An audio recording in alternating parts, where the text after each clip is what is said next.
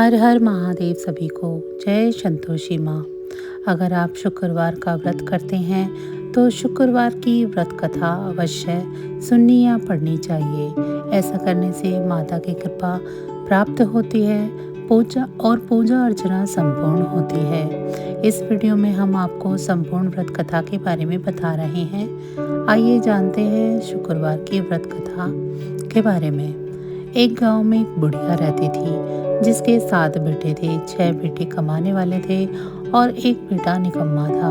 बुढ़िया माँ 6 पुत्रों का झूठा 7वें पुत्र को देती। 7वां पुत्र एक दिन अपनी पत्नी से बोला, देखो मेरी माता का मुझ पर कितना प्रेम है। वह बोली, क्यों नहीं, सबका झूठा बचा हुआ तुमको खिलाती है। वह बोला, जब तक अपनी आंखों से न देखे मान नहीं सकता। पत्नी ने हंसकर कहा, देख लोगे तब तो मानोगे। कुछ दिन बाद एक बड़ा त्योहार आया। घर में 7 प्रकार के भोजन और चूरमा के लड्डू बने। वह अपनी पत्नी की बात को जांचने के लिए सिर दर्द का बहाना बनाकर पतला कपड़ा सर पर लेकर रसोई में जाकर सो गया और कपड़े से सब देखता रहा। 6 भाई भोजन करने आए। उसने देखा माँ ने उनके लिए सुंदर सुंदर आसन बिछाए, 7 प्रकार की रसोई परोसी और आग्रह कर करके उन्हें भोजन कराती रही। वह सब देखता रहा। 6 भाई भोजन करके उठ गए। तब माँ ने उनकी 5 थालियों में से लड्डुओं का टुकड़े को उठाया और एक लड्डू बनाया। झूठन साफ कर माँ ने उसे पुकारा, उठ बेटा उठ, तेरे भाइयों ने भोजन कर लिया, तू भी उठकर भोजन कर ले। उसने कहा, मुझे भोजन नहीं करना है, मैं प्रदेश जा रहा हूँ। माता ने कहा, कल जाना हो तो आज ही जा। वह बोला, हाँ हाँ जा रहा हूँ। यह कहकर वह घर से निकल गया। चलते समय उसे पत्नी की याद आई। वह गौशाला में कंडे थाप रही थी। वहाँ जाकर वह बोला, मेरे पास तो कुछ नहीं है, यह अंगूठी है, सो ले लो और अपनी कोई निशानी मुझे दे दो। वह बोली, मेरे पास क्या है, यह गोबर भरा हाथ है। यह कहकर पत्नी ने उसकी पीठ पर गोबर के हाथ की थाप मार दी। वह चला गया। चलते चलते दूर देश में पहुंचा। वहाँ एक साहूकार की दुकान थी। वहाँ जाकर बोला, सेठ जी मुझे नौकरी पर रख लो। साहूकार को नौकर की सख्त ज़रूरत थी। साहूकार ने कहा, काम देखकर तनख्वाह मिलेगी। उसने कहा, सेठ जी आप जैसा ठीक समझो। उसे साहूकार के यहाँ नौकरी मिल गई। वह वहाँ दिन रात काम करने लगा। कुछ दिन में दुकान का लेन देन, हिसाब किताब, ग्राहकों को माल बेचना, सारा काम करने लगा। साहूकार के 7-8 नौकर थे। वे सब चक्कर खाने लगे, लेकिन उसने अपनी लगन, परिश्रम और ईमानदारी से सभी को पीछे छोड़ दिया। उसे अपने किए का फल मिला। सेठ ने भी उसका काम देखा और 3 महीने में ही उसे मुनाफे में साझेदार बना लिया। परिश्रम करते करते 12 वर्ष में ही वह एक नगर का नामी सेठ बन गया और सेठ अपना सारा कारोबार उस पर छोड़कर बाहर चला गया। इधर उसकी पत्नी पर क्या बीती वह सुने। सास ससुर उसे दुख देने लगी। गृहस्थी का काम करवाकर उसे लकड़ी लेने जंगल में भेजते। इस बीच घर की रोटियों के आटे से जो भूसी निकलती उसकी रोटी बनाकर रख दी जाती और फूटे नारियल की नरेली में पानी दिया जाता। इस तरह दिन बीतते रहे। एक दिन जब वह जंगल में लकड़ी लेने जा रही थी, तब उसे रास्ते में बहुत सी स्त्रियां संतोषी माँ का व्रत करती दिखाई दी। यह वहाँ खड़ी होकर पूछने लगी, बहनों तुम ये किस देवता का व्रत कर रही हो और इसके करने से क्या फल होता है? इस व्रत के करने की क्या विधि है? यदि तुम अपने इस व्रत का विधान मुझे समझाकर कहोगी तो मैं तुम्हारा बड़ा एहसान मानूंगी।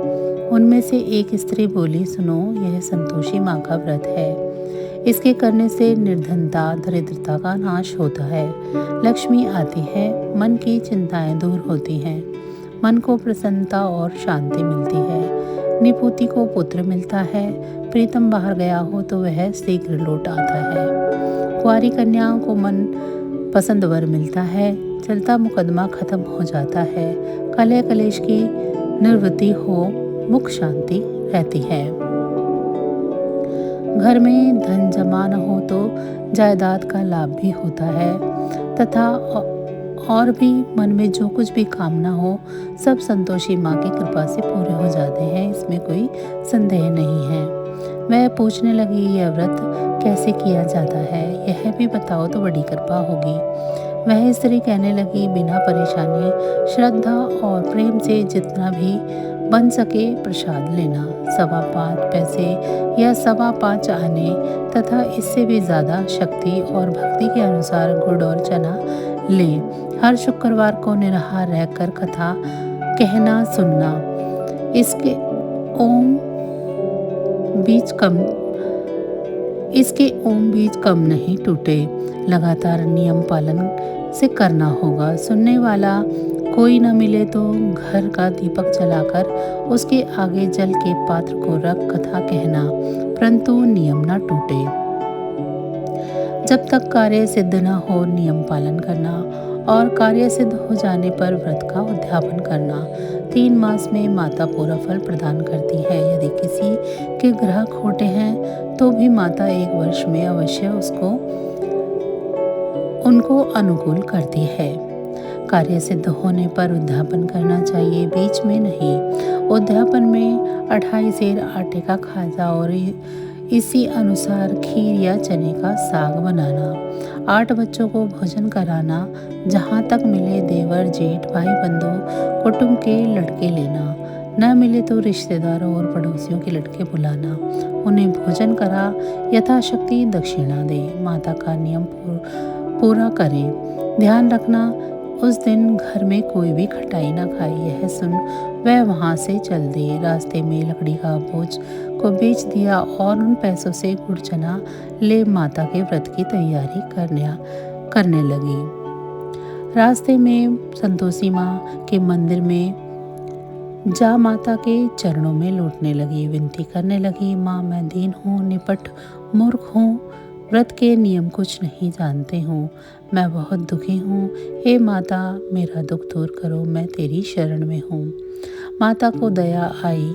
एक शुक्रवार बीता था कि दूसरे शुक्रवार को ही उसके पति का पत्र आया और तीसरे शुक्रवार को उसका भेजा हुआ पैसा आ पहुंचा। यह देखकर जेठानी मुंह सिकोड़ने लगी। इतने दिनों बाद इतना पैसा आया, इसमें क्या बड़ाई है।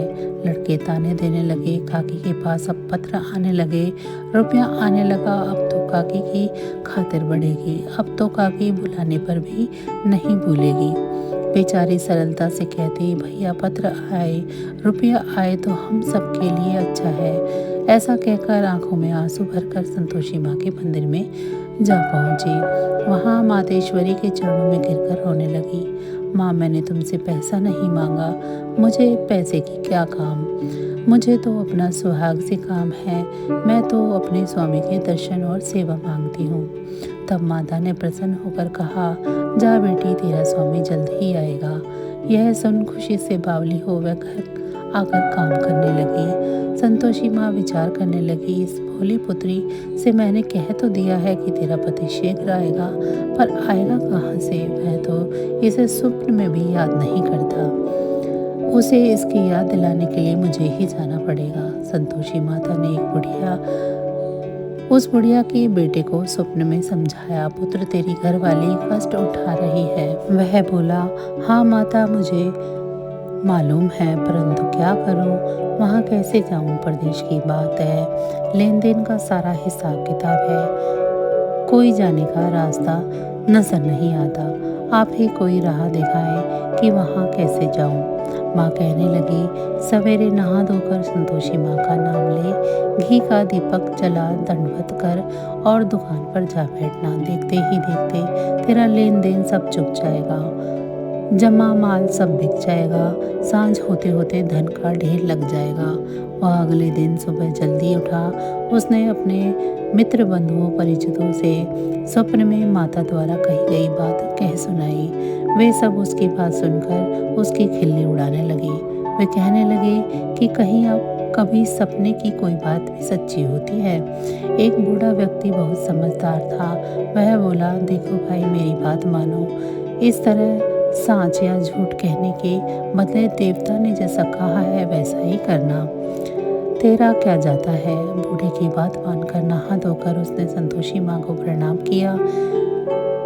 फिर दीपक जलाकर दुकान पर जा बैठा। शाम तक धन का ढेर लगाया। वह हैरान हुआ। मन में संतोषी माँ का नाम ले प्रसन्न होकर घर जाने के वास्ते गहना कपड़ा व सामान खरीदने लगा। सब काम से निपट कर अपने घर को रवाना हुआ।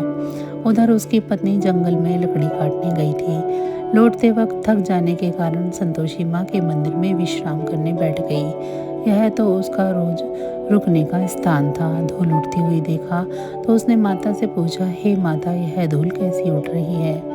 माँ ने कहा, हे पुत्री, तेरा पति आ रहा है। अब तू ऐसा कर, लकड़ियों के 3 भुज बना ले, एक नदी के किनारे रख, दूसरा मेरे मंदिर पर और तीसरा अपने सर पर रख। तेरे पति को लकड़ी का गट्ठा देखकर मोह पैदा होगा। वह यहाँ रुकेगा, नाश्ता पानी बनाकर खाकर माँ से मिलने जाएगा। तू लकड़ी का बोझ उठा कर जाना और बीच चौक में गड्ढा डालकर 3 आवाज़ें जोर से लगाना। लो सासू जी, लकड़ियों का गट्ठा लो।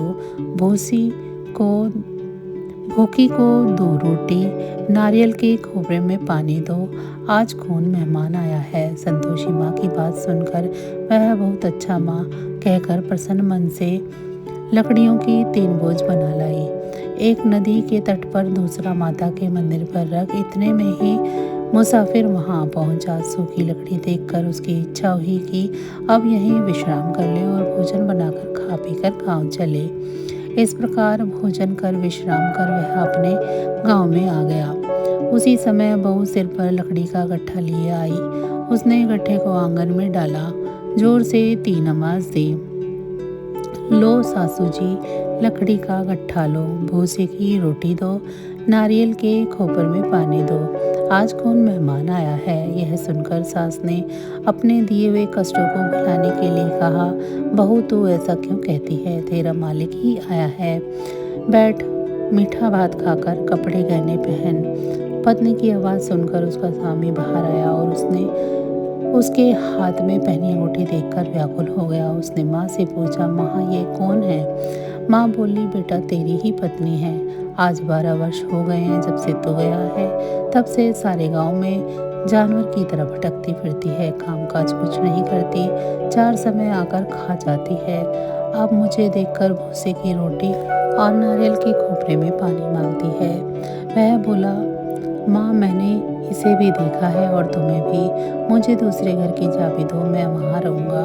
ठीक है बेटा, जैसी तेरी मर्जी, कहकर माँ ने चाबी का गुच्छा बेटे के सामने रख दिया। उसने दूसरे घर को खोलकर सारा सामान जमाया। एक ही दिन में वह राजा के महल जैसा ठाट बाट बन गया। अब क्या था, वह सुख भोगने लगी। अगला शुक्रवार उसने पति से कहा, मुझे संतोषी माता का उद्यापन करना है। पति बोला, बहुत अच्छा, खुशी से कर लो। वह उद्यापन की तैयारी करने लगी। जेठ के लड़कों को भोजन के लिए कहने गई। उन्होंने मंजूर किया, परंतु पीछे से जेठानी ने अपने बच्चों को सिखाया, देख रहे भोजन के समय सब खटाई मांगना, जिससे उसका उद्यापन पूर्ण न हो सके।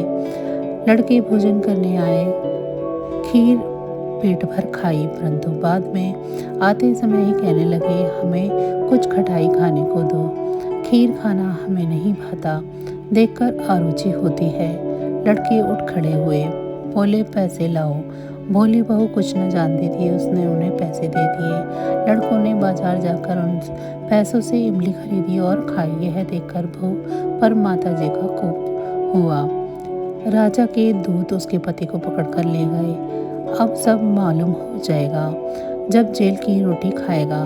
बहू से यह वचन सहन नहीं हुए। वह संतोषी माता के मंदिर में गई और कहने लगी, माता तुमने यह क्या किया, हंसकर क्यों रुलाने लगी।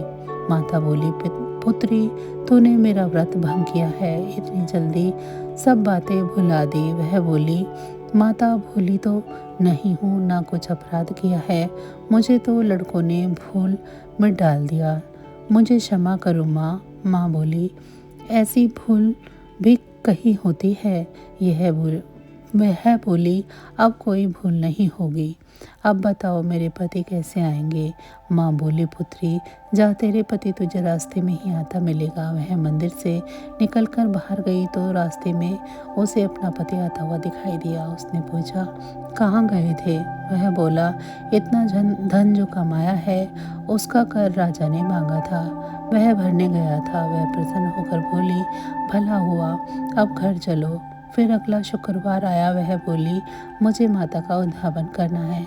पति ने कहा, ठीक है, करो।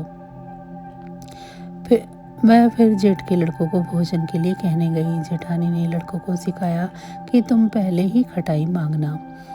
लड़के भोजन करने बैठे, लेकिन भोजन करने से पहले ही कहने लगे, हमें खीर पूरी नहीं भाती, जी बिगड़ता है, कुछ खटाई खाने को दो।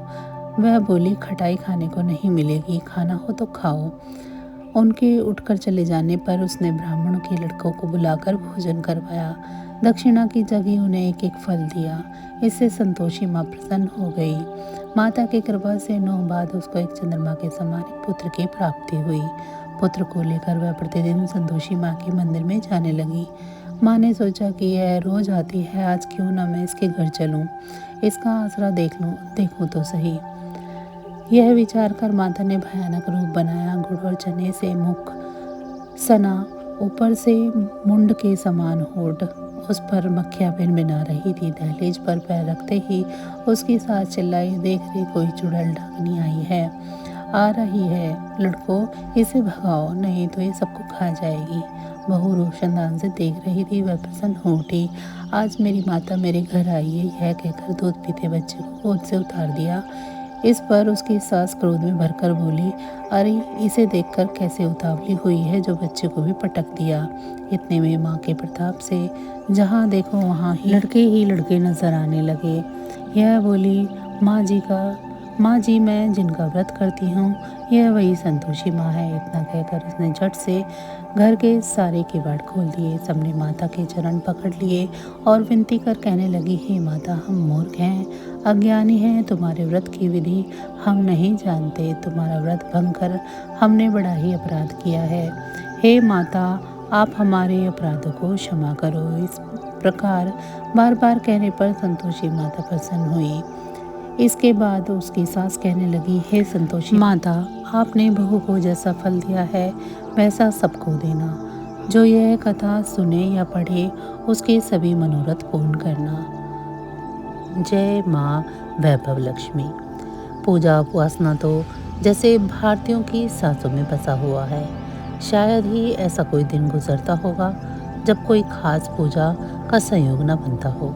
सप्ताह के हर दिन के अनुसार भी विशेष पूजा का विधान है। शुक्रवार को देवी लक्ष्मी का व्रत रखा जाता है, इसे वैभव लक्ष्मी भी कहा जाता है। पूजा उपासना हम भारतीयों की सांसों में बसा हुआ है। इस व्रत को स्त्री या पुरुष कोई भी कर सकता है। इस व्रत को करने से उपासक को धन और सुख समृद्धि की प्राप्ति होती है। घर परिवार में लक्ष्मी का वास बनाए रखने के लिए भी यह व्रत उपयोगी है। इस दिन स्त्री पुरुष लक्ष्मी की पूजा करते हैं और पूजा करते हुए सफ़ेद फूल, सफ़ेद चंदन आदि से पूजा करते हैं। खीर से भी भगवान को भोग लगाकर प्रसाद ग्रहण करते हैं। इस व्रत के दिन उपासक को एक समय भोजन करना चाहिए। अगर कोई व्यक्ति माता वैभव लक्ष्मी का व्रत करने के साथ ही लक्ष्मी श्री यंत्र को स्थापित कर उसकी नियमित रूप से पूजा करता है तो उसके व्यापार में वृद्धि और धन में बढ़ोतरी होती है। चलिए अब जान लेते हैं व्रत कथा के बारे में। किसी शहर में अनेक लोग रहते थे। सभी अपने अपने कामों में लगे रहते थे। किसी को किसी की परवाह नहीं थी। भजन, कीर्तन, भक्ति भाव, दया, माया, परोपकार जैसे संस्कार कम हो गए। शहर में बुराइयां बढ़ गई थी। शराब, जुआ, रेस, चोरी, डकैती वगैरह बहुत से गुनाह शहर में होते थे। इनके बावजूद शहर में कुछ अच्छे लोग भी रहते थे। ऐसे ही लोगों में शीला और उसके पति की गृहस्थी मानी जाती थी।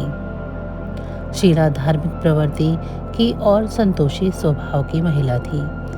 उसका पति भी विवेकी और सुशील था। शीला और उसका पति कभी किसी की बुराई नहीं करते थे और प्रभु भजन में अच्छी तरह से समय व्यतीत कर रहे थे। शहर के लोग उनकी गृहस्थी की सराहना करते थे। देखते ही देखते समय बदल गया। शीला का पति बुरे लोगों की संगति में पड़ गया। अब वह जल्द से जल्द करोड़पति बनने के ख्वाब देखने लगा, लेकिन वह गलत रास्ते पर चल पड़ा।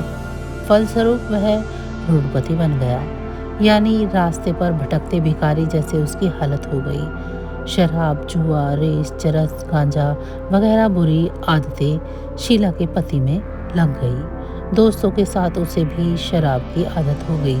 इस प्रकार उसने अपना सब कुछ रेस जुए में गंवा दिया।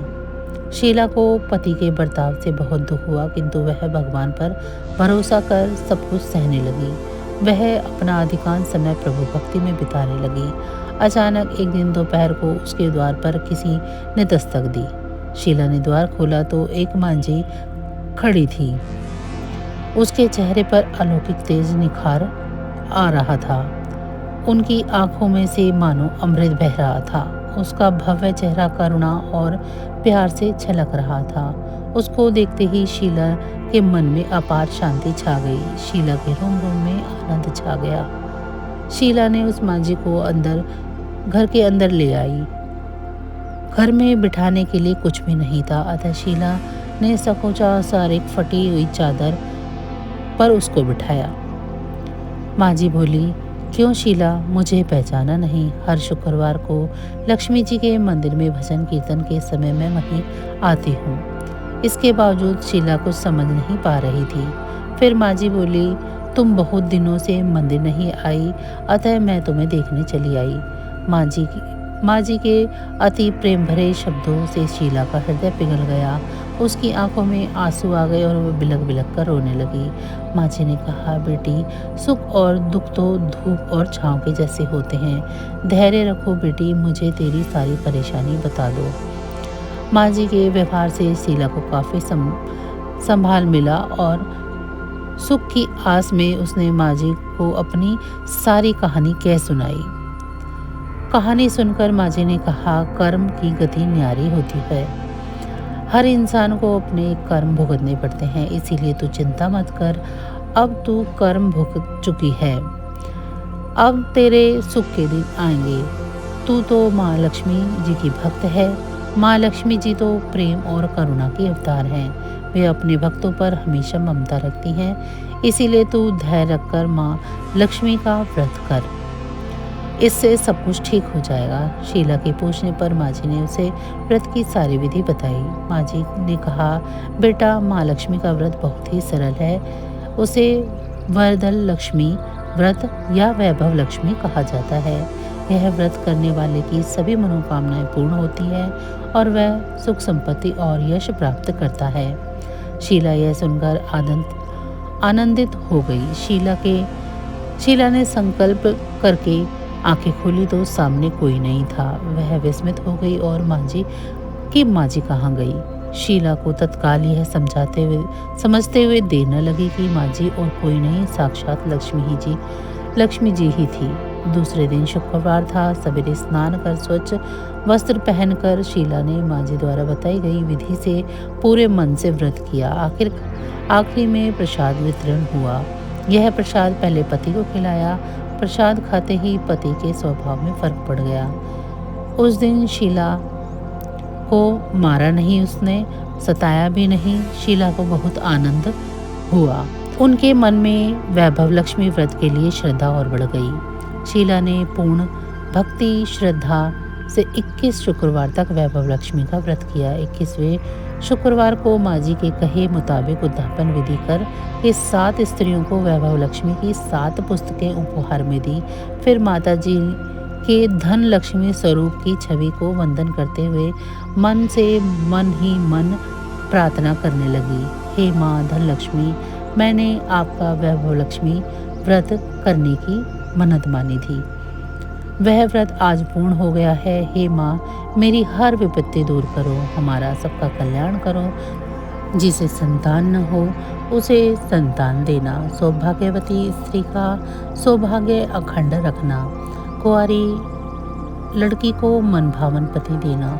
जो आपका यह चमत्कारी वैभव लक्ष्मी का व्रत करे, उनकी सब विपत्ति दूर करना, सभी को सुखी करना। हे माँ, आपकी महिमा अपार है। ऐसा बोलकर लक्ष्मी जी के धन लक्ष्मी स्वरूप की छवि को प्रणाम किया। व्रत के प्रभाव से शीला का पति अच्छा आदमी बन गया और कड़ी मेहनत करके व्यवसाय करने लगा। उसने तुरंत शीला के गिरवी गहने भी छुड़ा लिए। घर में धन की बाढ़ सी आ गई। घर में पहले जैसे सुख शांति छा गई। वैभव लक्ष्मी व्रत का प्रभाव देखकर मोहल्ले की स्त्रियां भी विधि पूर्वक वैभव लक्ष्मी का व्रत करने लगी। वैभव लक्ष्मी व्रत उद्यापन की विधि के बारे में जान लेते हैं। 7, 11 या 21 जितने भी शुक्रवारों की मन्नत मांगी हो, उतने शुक्रवार तक यह पूरी श्रद्धा तथा भावना के साथ रखना चाहिए। आखिरी शुक्रवार को इसका शास्त्रीय विधि के अनुसार उद्यापन करना चाहिए। आखिरी शुक्रवार को प्रसाद के लिए खीर बनानी चाहिए। जिस प्रकार हर शुक्रवार को हम पूजन करते हैं, वैसे ही करना चाहिए। पूजन के बाद माँ के सामने एक श्रीफल फोड़ें। फिर कम से कम 7 कुंवारी कन्याओं या सौभाग्यशाली स्त्रियों को कुमकुम का तिलक लगाकर माँ वैभव लक्ष्मी की व्रत कथा की पुस्तक की एक प्रति उपहार में देनी चाहिए और सभी को खीर का प्रसाद भी देना चाहिए। इसके बाद माँ लक्ष्मी जी को श्रद्धा सहित प्रणाम करना चाहिए। फिर माता जी के धन लक्ष्मी स्वरूप की छवि को वंदन करके भाव से मन ही मन प्रार्थना करें।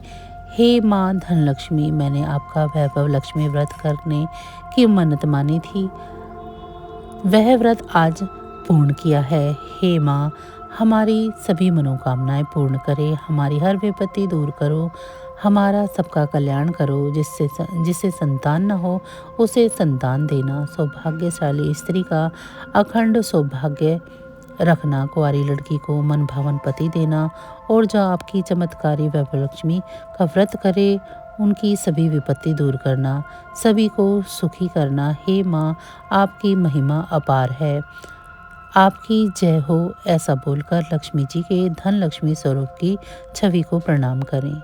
अन्नपूर्णा का 21 दिवसीय यह व्रत अत्यंत चमत्कारी फल देने वाला है। यह व्रत मार्गशीर्ष मास के शुक्ल पक्ष की प्रतिपदा से शुरू होकर 21 दिन तक किया जाता है। इस व्रत में अगर व्रत न कर सकें तो एक समय भोजन करके भी व्रत का पालन किया जा सकता है। इस व्रत में सुबह घी का दीपक जलाकर माता अन्नपूर्णा की कथा पढ़ें और भोग लगाएं। अन्नपूर्णे सदापूर्णे शंकर प्राण वल्लभे ज्ञान वैराग्य सिद्धार्थम भिक्षाम देहि च पार्वती माता च पार्वती देवी पिता देवो महेश्वरा बंधवा शिव भक्ता च स्वदेशो भुवनत्रयम्। एक समय की बात है, काशी निवासी धनंजय की पत्नी का नाम सुलक्षणा था। उसे अन्य सब सुख प्राप्त थे, केवल निर्धनता ही उसके दुख का कारण थी। यह दुख उसे हर समय सताता था। एक दिन सुलक्षणा पति से बोली, हे स्वामी, आप कुछ उद्यम करो तो काम चले, इस प्रकार कब तक काम चलेगा। सुलक्षणा की बात धनंजय के मन में बैठी गई और वह उसी दिन विश्वनाथ शंकर जी को प्रसन्न करने के लिए बैठ गया और कहने लगा, हे देवाधिदेव विश्वेश्वर, मुझे पूजा पाठ कुछ नहीं आता, केवल तुम्हारे भरोसे बैठा हूँ। इतनी विनती करके वह 2-3 दिन तक भूखा प्यासा बैठा रहा। यह देखकर भगवान शंकर ने उसके कानों में अन्नपूर्णा अन्नपूर्णा अन्नपूर्णा इस प्रकार 3 बार कहा। यह कौन है, क्या कह गया? इसी सोच में धनंजय पड़ गया कि मंदिर से आते ब्राह्मणों को देखकर पूछने लगा, पंडित जी, ये अन्नपूर्णा कौन है? ब्राह्मणों ने कहा कि तू अन्न छोड़कर बैठा है, सो तुझे अन्न की ही बात सूझती है। जा घर जाकर अन्न ग्रहण कर। धनंजय घर गया, स्त्री से सारी बात कही। वे बोली, हे नाथ, आप चिंता ना करें, स्वयं शिवजी ने यह मंत्र दिया है, वे स्वयं ही खुलासा करेंगे। आप फिर जाकर उनकी आराधना करो। धनंजय फिर जैसे के तैसा पूजा में बैठ गया। रात्रि में शंकर जी ने आज्ञा दी, कहा तू पूर्व दिशा में चला जा। वह अन्नपूर्णा का नाम जपता जाता और रास्ते में फल खाता, झरनों का पानी पीता जाता। इस प्रकार कितने ही दिनों तक चलता रहा। वहां उसे चांदी सी चमकती वन में शोभा दिखने में आई। सुंदर सरोवर देखने में या उसके किनारे कितनी ही अप्सराएं झुंड बनाए बैठी थी। एक कथा कहती थी और सब माँ अन्नपूर्णा इस प्रकार बार बार कहती थी। यह अघन मास की उजैली रात्रि थी और आज से ही व्रत का आरंभ था। जिस शब्द की खोज करने वह निकला था वह उसे वहां सुनने को मिला। धनंजय ने उनके पास जाकर पूछा, हे देवियों, आप यह क्या कर रही हो? उन सब ने कहा, हम सब माँ अन्नपूर्णा का व्रत करती हैं। व्रत करने से की गई पूजा से क्या होता है, यह किसने किया और इसे कब किया जाए, कैसा व्रत है, मुझे भी इसकी विधि को बताओ। वे कहने लगी, इस व्रत को हर कोई कर सकता है। 21 दिन तक के लिए 21 गांठ का सूत लेना चाहिए। 21 दिन यदि ना बने तो एक दिन का उपवास करें। यह भी ना बने तो केवल कथा सुनकर प्रसाद लें। निराहार रहकर कथा कहें, कथा सुनने वाला कोई न हो तो पीपल के पत्तों को रख सुपारी या घृत कुमारी वृक्ष के सामने कर दीपक को साक्षी कर सूर्य, गाय, तुलसी या महादेव को बिना कथा सुनाए मुख में दाना न डाले। यदि भूल से कुछ पड़ भी जाए तो एक दिवस का उपवास फिर करें। व्रत के दिन क्रोध न करें, न झूठ बोलें। धनंजय बोला, इस व्रत के करने से क्या होगा? वे कहने लगी, इसके करने से अंधों को नेत्र मिले, लूलों को हाथ मिले, निर्धन के घर धन आए, बांझी को संतान मिले, मूर्ख को विद्या आए। जो जिस कामना से इस व्रत को करता है माँ उसकी इच्छा पूरी करती है। वह कहने लगा, बहनों, मेरे भी धन नहीं है, विद्या नहीं है, अभी तो कुछ भी नहीं है। मैं तो दुखिया ब्राह्मण हूँ, मुझे इस व्रत का सूत दोगी? तो उन्होंने कहा, हाँ भाई, तेरा कल्याण हो, तुझे देंगी, ले इस व्रत का मंगलसूत्र ले। धनंजय ने व्रत किया। व्रत पूरा हुआ तभी सरोवर में से 21 खंड की स्वर्ण सीढ़ी हीरा मोती जड़ी हुई प्रकट हुई। धनंजय जय अन्नपूर्णा अन्नपूर्णा कहता जाता था। इस प्रकार कितनी ही सीढ़ियां उतर गया तो क्या देखता है कि करोड़ों सूर्य के प्रकाशमान अन्नपूर्णा का मंदिर है। उसके सामने स्वर्ण सिंहासन पर माता अन्नपूर्णा विराजमान है। सामने भिक्षा हेतु शंकर भगवान खड़े हैं। देवांगनाएं चवर डुलाती हैं। कितने ही हथियार बांधे पहरा देती हैं। धनंजय दौड़कर जगदम्बा के चरणों में गिर गया। देवी उसके मन का कलेश जान गई। धनंजय कहने लगा, माता, आप तो अंतर्यामी हो, आपको अपनी दशा क्या बताऊं? माता बोली, मेरा व्रत किया है, जा संसार तेरा सत्कार करेगा। माता ने धनंजय की जीवा पर बीज मंत्र लिख दिया। तब तो उसके रोम रोम में विद्या प्रकट हो गई। इतने में क्या देखता है कि वह काशी विश्वनाथ के मंदिर में खड़ा है। माँ का वरदान ले धनंजय घर आया। सुलक्षणा से सब बात कही। माता जी की कृपा से उसके घर में संपत्ति उमड़ने लगी। छोटा सा घर बहुत बड़ा गिना जाने लगा। जैसे शहद के छत्ते में मक्खियां जमा होती हैं, उसी प्रकार अनेक सगे संबंधी आकर उसकी बड़ाई करने लगे। कहने लगे, इतना धन और इतना बड़ा घर, सुंदर संतान नहीं तो इस कमाई का कौन भोग करेगा? सुलक्षणा से संतान नहीं है, इसीलिए तुम दूसरा विवाह करो। अनिच्छा होते हुए भी धनंजय को दूसरा विवाह करना पड़ा और सती सुलक्षणा को सौत का दुख उठाना पड़ा। इस प्रकार दिन बीतते गए। फिर अघन मास आया। नए बंधन से बंधे पति से सुलक्षणा ने कहलाया कि हम व्रत के प्रभाव से सुखी हुए हैं। इस कारण यह व्रत छोड़ना नहीं चाहिए। यह माता जी का प्रताप है जो हम इतने संपन्न और सुखी हैं। सुलक्षणा की बात सुन धनंजय उसके यहाँ आया और व्रत में बैठ गया। नई बहू को भी इस व्रत की खबर नहीं थी। वह धनंजय के आने की राह देख रही थी। दिन बीतते गए और व्रत पूर्ण होने में 3 दिवस बाकी थे कि नई बहू को खबर पड़ी। उसके मन में ईर्ष्या की ज्वाला दहक रही थी। सुलक्षणा के घर आ पहुंची और उसने वहां भगदड़ मचा दी।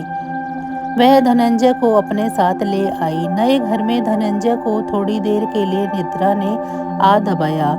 इसी समय नई बहू ने उसका व्रत का सूत तोड़कर आग में फेंक दिया। तब तो माता जी का कोप जाग गया। घर में अकस्मात आग लग गई। सब कुछ जलकर खाक हो गया। सुलक्षणा जान गई और पति को फिर अपने घर ले आई। नई बहू रूठ कर पिता के घर जा बैठी। पति को परमेश्वर मानने वाली सुलक्षणा बोली, नाथ घबराना नहीं, माता जी की कृपा अलौकिक है। पुत्र कपूत हो सकता है पर माता कुमाता नहीं होती। जब आप श्रद्धा और भक्ति से आराधना शुरू करोगे तो माता अवश्य प्रसन्न होगी। वे जरूर हमारा कल्याण करेंगी। धनंजय फिर माता के पीछे पड़ गया। फिर वही सरोवर सीढ़ी प्रकट हुई। उसमें माँ अन्नपूर्णा कहकर वह उतर गया। वहां जहाँ माता जी के चरणों में रुंदन करने लगा। माता जी प्रसन्न हो बोली, यह मेरी स्वर्ण की मूर्ति ले, उसकी पूजा कर, तू फिर सुखी हो जाएगा। जा, तुझे मेरा आशीर्वाद है। तेरी स्त्री सुलक्षणा ने श्रद्धा से मेरा व्रत किया है, उसे मैंने पुत्र दिया है। धनंजय की आंखें खुली तो खुद को काशी विश्वनाथ के मंदिर में खड़ा पाया। वहां से फिर उसी प्रकार घर को आया। इधर सुलक्षणा के दिन चढ़े और महीने पूरे होते ही पुत्र का जन्म हुआ। गांव में आश्चर्य की लहर दौड़ गई। मानता आने लगा। इस प्रकार उसी गांव के निसंतान सेठ के पुत्र होने पर उसने माता अन्नपूर्णा का मंदिर बनवा दिया। उसमें माता जी धूमधाम से पधारी, यज्ञ किया और धनंजय को मंदिर के आचार्य का पद दे दिया। जीविका के लिए मंदिर की दक्षिणा और रहने के लिए बड़ा सुंदर सा भवन दिया। धनंजय स्त्री पुत्र सहित वहां रहने लगा। माता जी के चढ़ावे में भरपूर आमदनी होने लगी। उधर नई बहू के पिता के घर डाका पड़ा, सब लुट गया। वे भीख मांगकर पेट भरने लगे। सुलक्षणा ने यह सुना तो उसे बुला भेजा, अलग घर में रख लिया और उसके अन्न वस्त्र का प्रबंध कर दिया। धनंजय, सुलक्षणा और उसका पुत्र माता जी की कृपा से आनंद से रहने लगे। माता जी ने जैसे इनके भंडार भरे वैसे ही सबके भंडार भरे। तो सब बोलिए जय मां अन्नपूर्णा। तो बस आज की जानकारी इतनी ही थी। फिर मिलेंगे हम आपको ऐसी ही किसी अन्य जानकारी के साथ।